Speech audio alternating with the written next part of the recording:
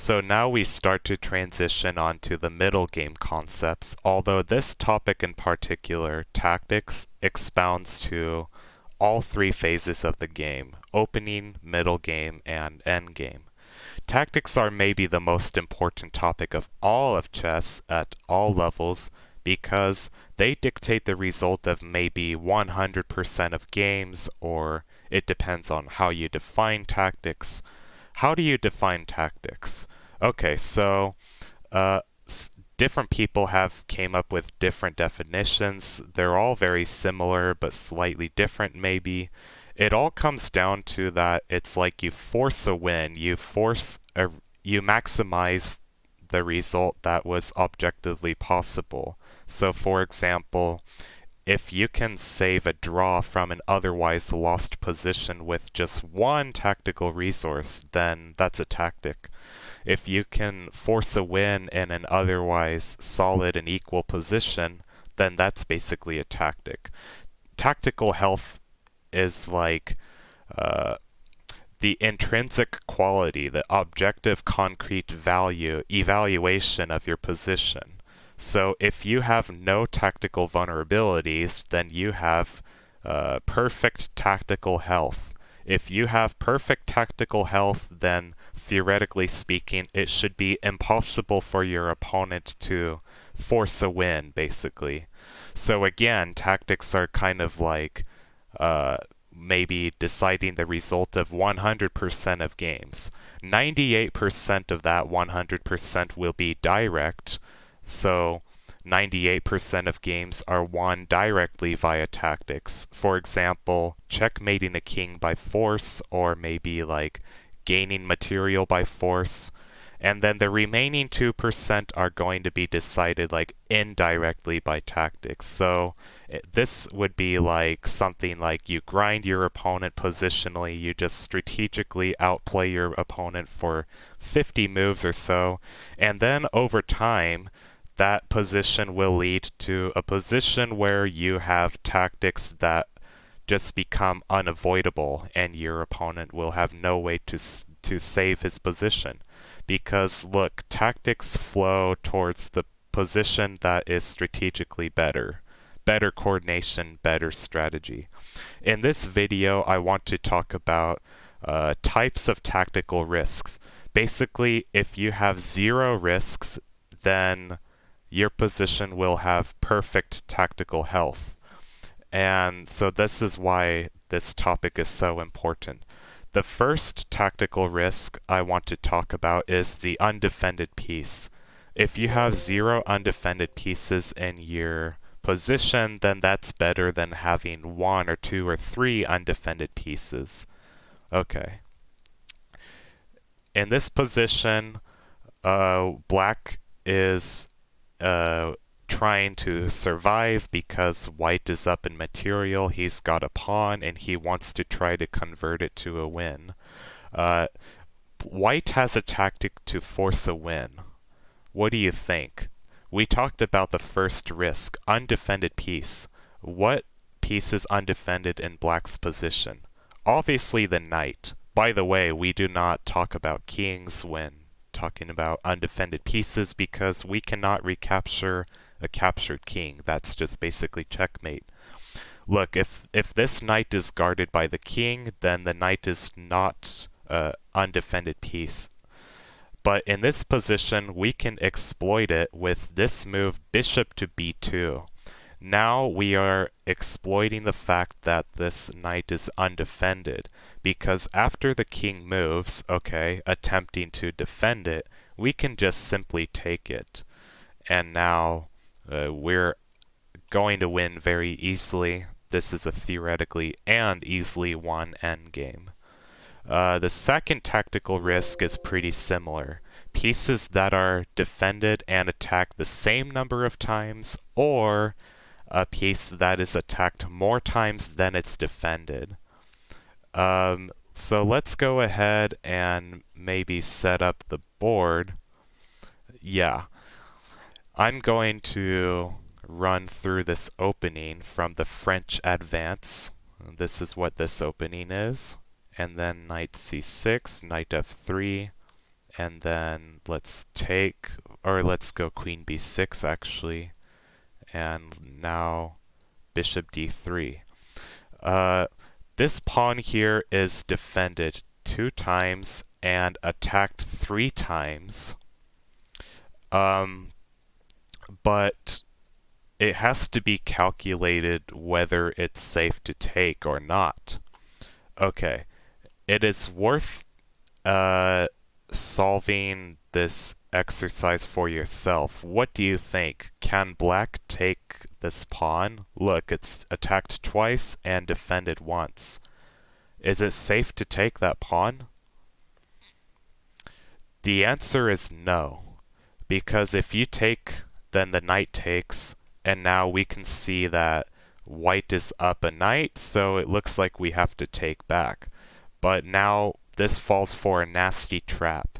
This queen is undefended. It's first tactical risk that we discussed. How does white exploit this? White exploits it via bishop b5, discovery, attacking the king and the queen at the same time. Now there's no way to save both of these pieces after we block, then, well, okay, we can take, and now we can take the queen.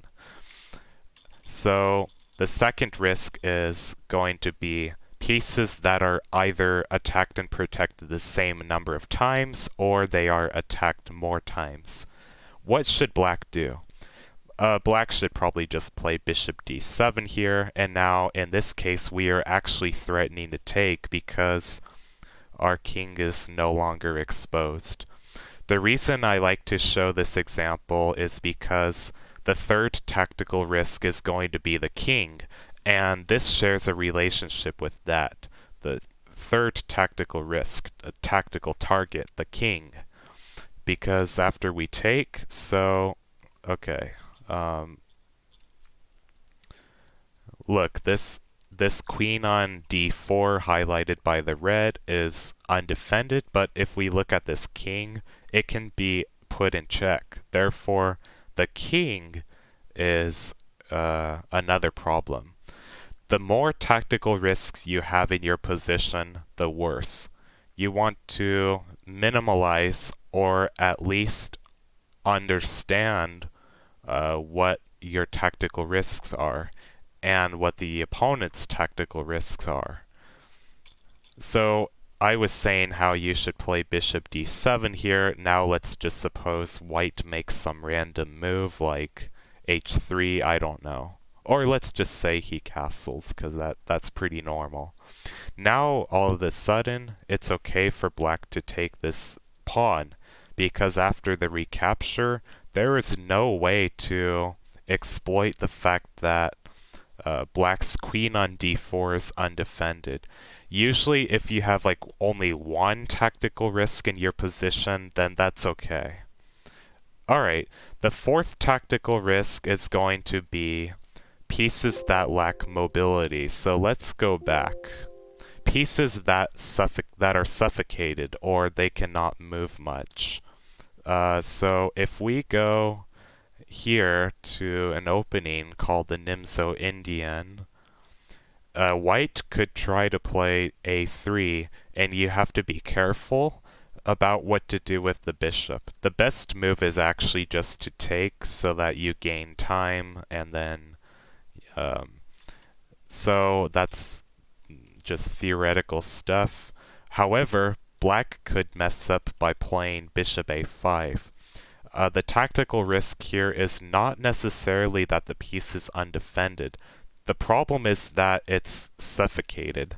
Now white can trap the bishop, and with this pawn structure there's no way for the bishop to save itself. And okay, this knight's undefended, but there's no way to exploit it, because this is only one tactical risk, and black is undeveloped. This is why development is so important, so that you can go out of your way to exploit these tactical risks.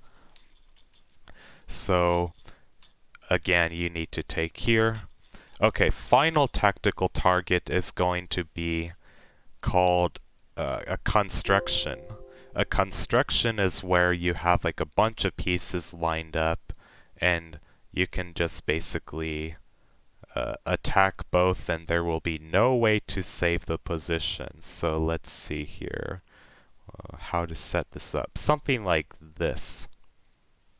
Okay. Construction is our fifth and final tactical risk.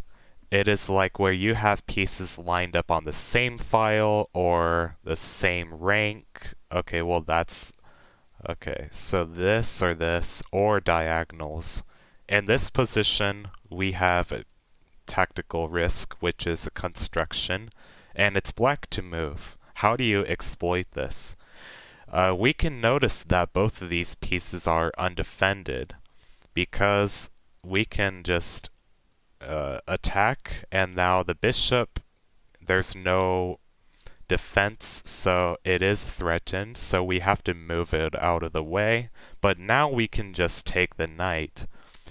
And so basically this fifth risk is kind of like, kind of shares something in common with the undefended piece, because if this piece were defended by maybe the king here, then this this tactical construction would not really do anything. I can show one example, one more example about a construction. Okay.